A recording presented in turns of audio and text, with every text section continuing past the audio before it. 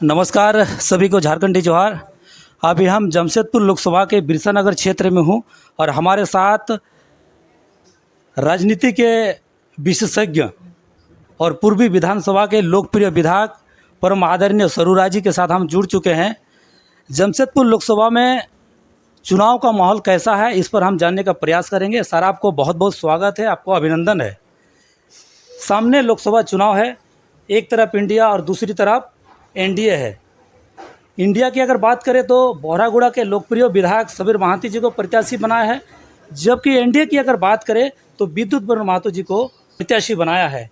इस बीच में भारतीय जनतांत्रिक पार्टी दोनों पार्टी में से किस पार्टी को समर्थन करेगी? तो ये हम लोग तो देश भर में एक्टिव नहीं हैं, झारखंड में खास करके जमशेदपुर में एक्टिव हैं। हम लोग को अगला विधानसभा चुनाव लड़ना है, तो इस लोकसभा में हम अपने विधानसभा की भी तैयारी कर रहे हैं। तो जो उम्मीदवार कहेगा कि हम अगले विधानसभा के चुनाव में मेरा समर्थन करेगा, हम उसका समर्थन करेंगे। और जो मेरे पास वोट मांगने के लिए, समर्थन मांगने के लिए आएगा, उसके समर्थन के बारे में सोचेंगे करना है कि नहीं करना है। जो मांगने ही नहीं आएगा उसके बारे में हम क्या सोचेंगे।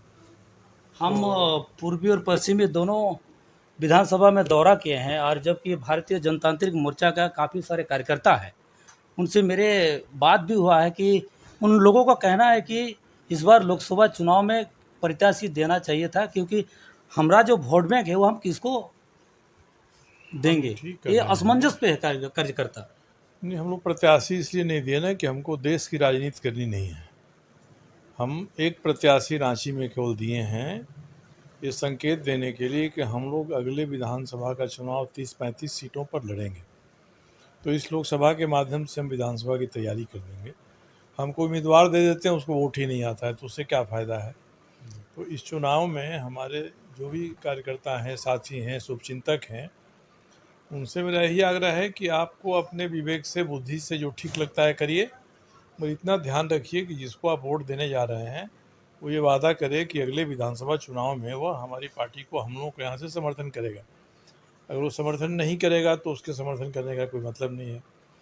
हमारे यहाँ समीर मोहंती 2 बार आए समर्थन मांगने के लिए, उनको भी मैंने यही कहा।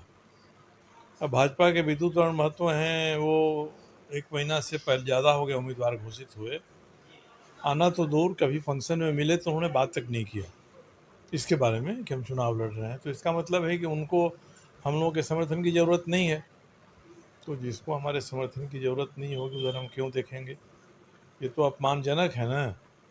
चुनाव में तो लोग गधा को ही बाप कह देते हैं जाके कि भैया हाथ जोड़ लेते हैं। तो अगर प्रत्याशी को इतना अहंकार है, पार्टी को इतना अहंकार है कि हम तो जीत ही रहे हैं, चलो दूसरे को क्या पूछना है, तो उसकी ओर हम लोग क्यों देखेंगे।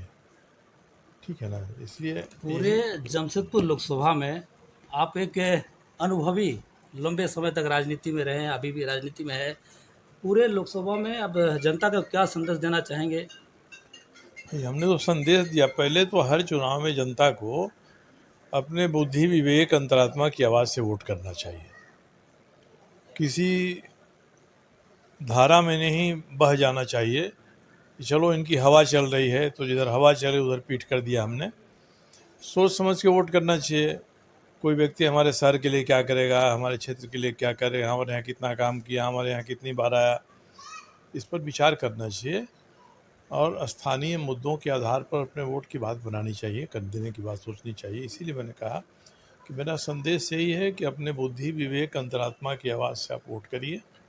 जहाँ तक हमारे साथियों का सवाल है, उनके लिए हम यही संदेश देंगे कि भैया जो हमको समर्थन करे उसके लिए आप काम करिए।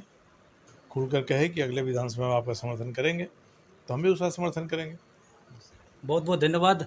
अगले वीडियो के लिए हमारे साथ बने